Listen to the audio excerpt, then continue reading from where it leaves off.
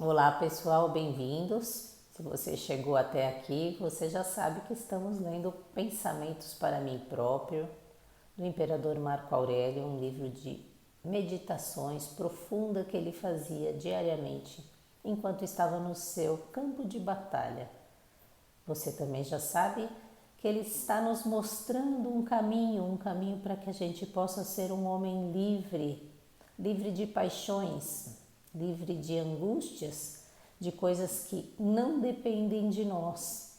Para os estoicos, Marco Aurélio era um estoico, precisamos ter o domínio de nós mesmos, precisamos dominar as nossas paixões, os nossos medos, precisamos deixar de ser escravos daquilo que não depende de nós.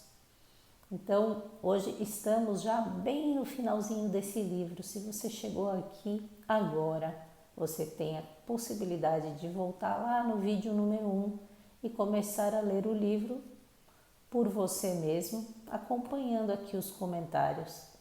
Ou se você quiser simplesmente ouvir o vídeo, tá bem? Então hoje estamos no resumo da parte 11 e depois entramos na última parte do livro.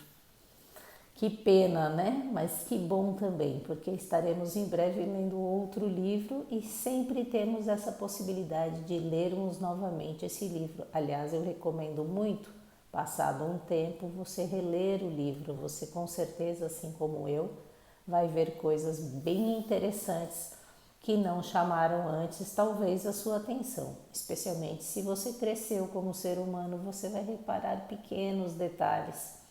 E lembrando que o livro sempre começa quando você fecha a página do livro e começa a refletir sobre o que isso tem a ver com a minha vida.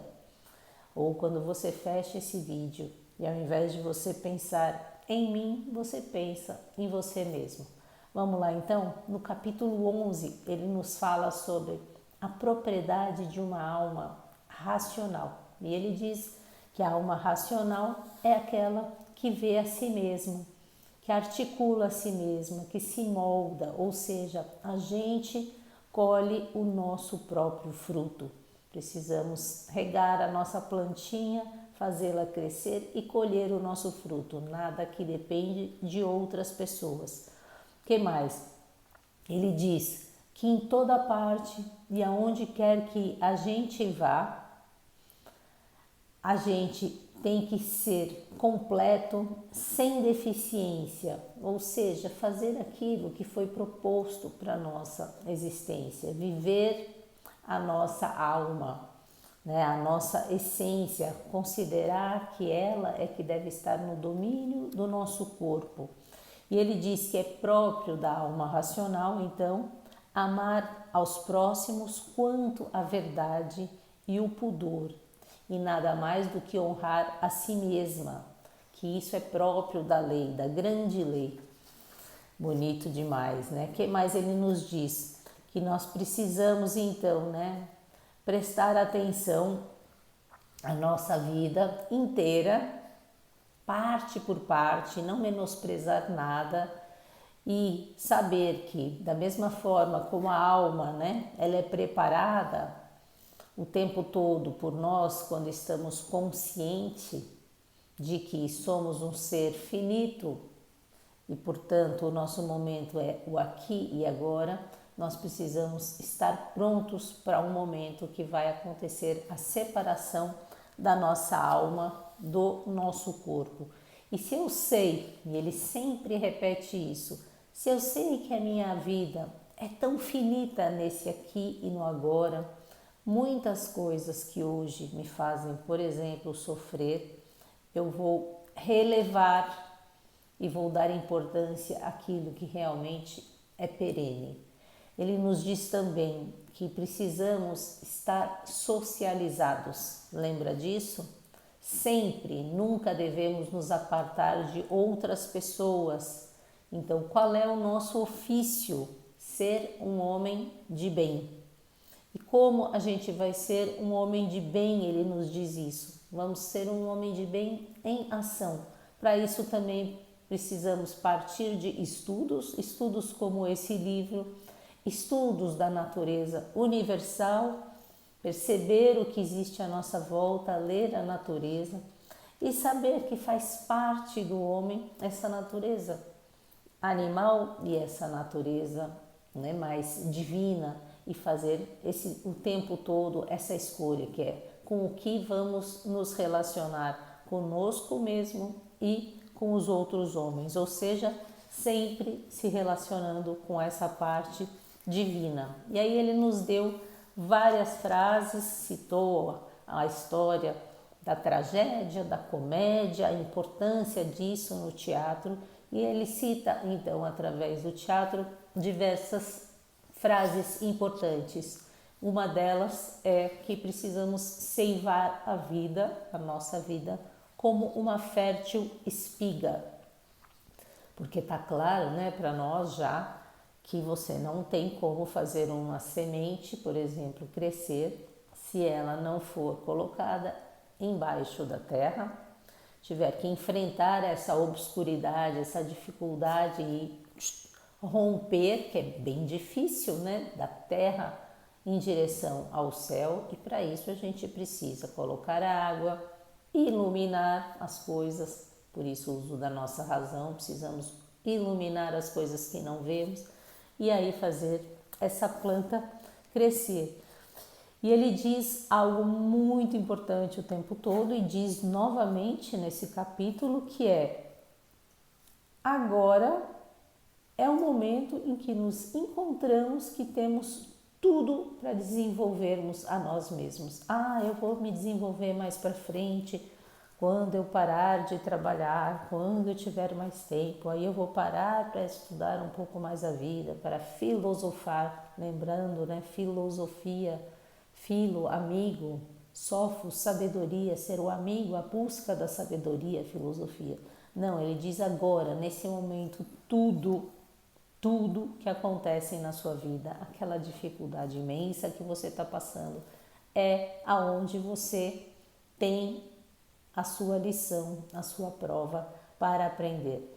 E ele nos fala: não seja aquele galho que é cortado da árvore, ou seja, não se separe dos outros homens, não se separe da sociedade. Você precisa fazer o bem e você precisa estar em conjunto com os outros. E ele diz, né, como aquela comparação de uma planta que foi separada daquele galho principal, ela nunca vai crescer como aquela que esteve o tempo todo junto dele.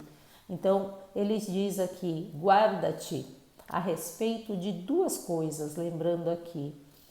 Ou seja, que você tem que estar, né? Vou ler aqui literalmente: guarda-te a ti mesmo a respeito destas duas coisas igualmente, não só a respeito de um juízo e de um procedimento equilibrado, mas também a respeito daqueles, né, que te colocam dificuldades, né, e outras maneiras de te molestar, pois também é uma debilidade mostrar-te mal disposto com eles, assim como ter renunciado a agir e a ter cedido por medo. Ou seja, novamente, Marco Aurélio nos mostrando: olha, as outras pessoas vão fazer coisas, não se surpreenda com isso. Ele já tinha nos dito isso várias vezes no início, no meio do livro. Quer dizer, você tem que estar pronta pronta ou pronto. Quando você sai na rua, não se surpreender com uma pessoa que tenha sido pouco gentil com você, rude ou qualquer outra coisa. Ele diz: isto está nessa natureza animal do ser humano que precisa ser domesticada, então, e que você não deve se relacionar com essa parte, ou por medo ou por desejo. E aí você não pode agir da mesma forma, ou seja, estar mal disposto, julgando a pessoa, fazendo críticas, porque isso é realmente algo que prejudica a você mesmo. E ele nos lembra que a grande natureza, toda a natureza, é a verdadeira forma de arte que existe, a perfeição. E ele nos lembra também que a justiça é importante, é a mãe de todas as virtudes. Dela vem toda e qualquer virtude. Então, se preservar justo com você mesmo, com a sua alma, colocando realmente o seu lado divino no comando de você mesmo, é fundamental no seu desenvolvimento pessoal. Vou ler só mais uma partezinha aqui, parar o vídeo e continuamos o resumo amanhã. E aí ele diz o seguinte, que as coisas que te perturbam, de certo modo, nós mesmos, você e eu, vamos atrás delas. Não é que as coisas vêm até você, vêm até mim. A gente é que acaba indo buscar. Eu sei que isso é muito difícil muitas vezes, mas como que eu busquei aquela situação na minha vida? Para, pensa, observa, veja se isso tem coerência para você, né? Não é para você ouvir o livro ou ler o livro, né? Simplesmente engolir isso sem digerir, sem pensar situações na nossa vida. Às vezes é difícil a gente identificar que somos nós realmente que criamos ou que vamos atrás da situação. E aí ele nos diz, esteja tranquilo, tranquilo. Então, além de não vá buscar essas situações na sua vida, eu não vou buscar na minha vida, vamos tentar fazer isso, né? Esteja tranquilo, pelo menos no juízo que fazemos dela. Então, assim, a coisa aconteceu na sua vida, aconteceu na minha vida. Muitas vezes nós sofremos pela opinião, que é o juízo aqui, pelo julgamento que fazemos da situação.